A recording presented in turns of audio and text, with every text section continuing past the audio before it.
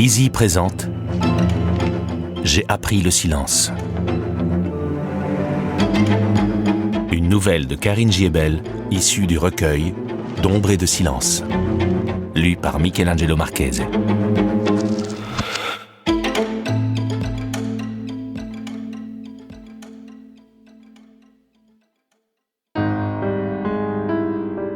J'ai appris le silence.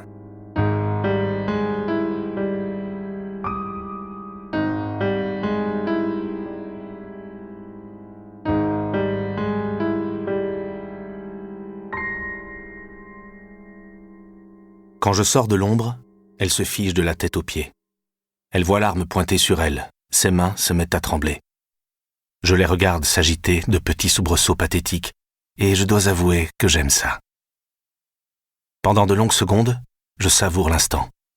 Cette sensation de toute puissance, ce sentiment incomparable de maîtriser la situation.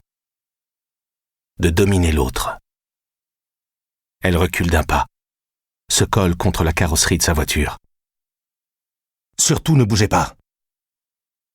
Elle vient tout juste de rentrer de l'hôpital, comme chaque soir de la semaine. Je l'attendais dans l'obscurité de son garage depuis 2 bonnes heures. Ça m'a paru une éternité. Mais j'ai appris la patience. « Qui êtes-vous » demande-t-elle. « Je ne suis plus personne. Mais quelle importance !» Je souris. J'imagine à quel point ce sourire doit être effrayant. Je le devine à son regard terrorisé. Quand je me croise dans le miroir, ça me fait le même effet. Je suis devenu monstrueux. Elle, d'une blancheur cadavérique, prête pour l'autopsie.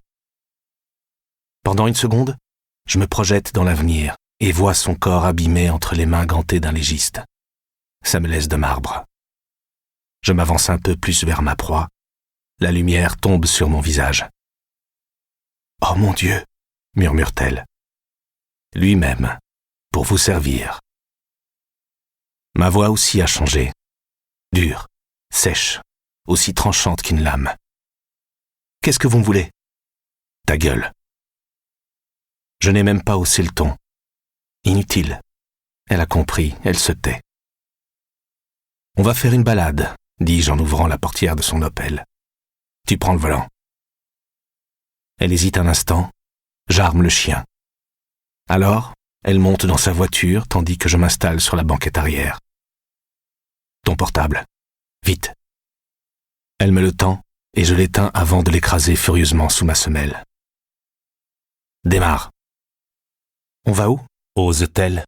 « Tu verras bien. Démarre, j'ai dit. » Les nuits ne sont jamais calmes. Jamais étoilée, seulement peuplée de lumière artificielle et d'ombres effrayantes.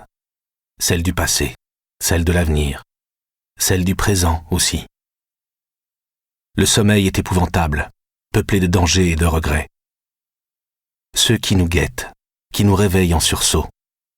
Les nuits sont interminables, peuplées de bruits, de rumeurs, d'odeurs. Ça ne s'arrête jamais. Il y a les cris, les rires sauvages, les menaces, les insultes, les murmures qui rampent tels des insectes venimeux, qui s'insinuent dans vos oreilles et jusque dans votre cerveau au bord de la rupture, les confidences qu'on voudrait ne pas entendre, les mains tendues qu'on refuse. Il y a les désespoirs, les abandons, les lamentations, les angoisses, celles que génèrent les lendemains. Il y a les pleurs aussi, les sanglots qu'on étouffe dans l'oreiller. Et parfois, il y a les silences, encore plus terribles que tout le reste. 4 heures du matin. Nous roulons encore, mais bientôt, nous serons à destination. De temps à autre, au gré des rares lumières qui éclairent notre parcours, j'aperçois le visage crispé de ma prisonnière. Patricia Vernet, elle s'appelle. Comme je la surveille depuis des mois, je sais qu'elle est divorcée et vit avec ses 2 enfants. Une fille et un garçon qu'elle ne doit pas voir souvent, étant donné qu'elle passe le plus clair de son temps à l'hôpital où elle dirige le service de cardiologie. Elle a dépassé les 40 ans depuis quelques années. Je la trouve vraiment charmante. Petite, brune, les cheveux courts. Nous espérons que vous avez apprécié cet aperçu. Pour continuer à écouter ce livre audio sur Google Play Livres, utilisez le lien dans la description de la vidéo.